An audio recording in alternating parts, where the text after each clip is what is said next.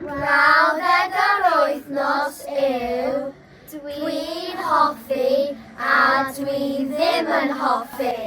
Dwi'n hoffi means I like. Dwi'n ddim yn hoffi means I don't like. If you are having a one-on-one conversation, you may hear Beth wyt ti'n hoffi? or wyt ti'n hoffi. That gives you the perfect opportunity to use the brawddeg yr wythnos.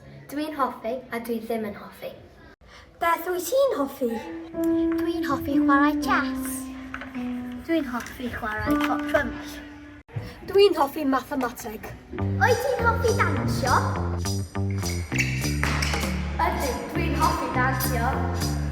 Helo, wyt ti'n hoffi darllen? Ydw, dwi'n hoffi darllen. Wyt ti'n hoffi y llyfr yma? Ydw, dwi'n hoffi llyfr yma achos mae hi'n gyffrous. Wyt ti'n hoffi pysgod ysgodion? Na, dwi'n ddim yn hoffi pysgod ysgodion. Wyt ti'n hoffi coffi? Na, dwi ddim yn hoffi coffi. Diolch.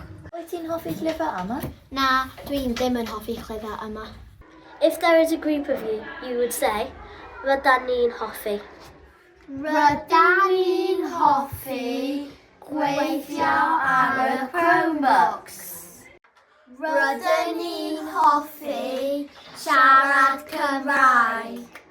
Rydyn ni'n hoffi ysgol private on!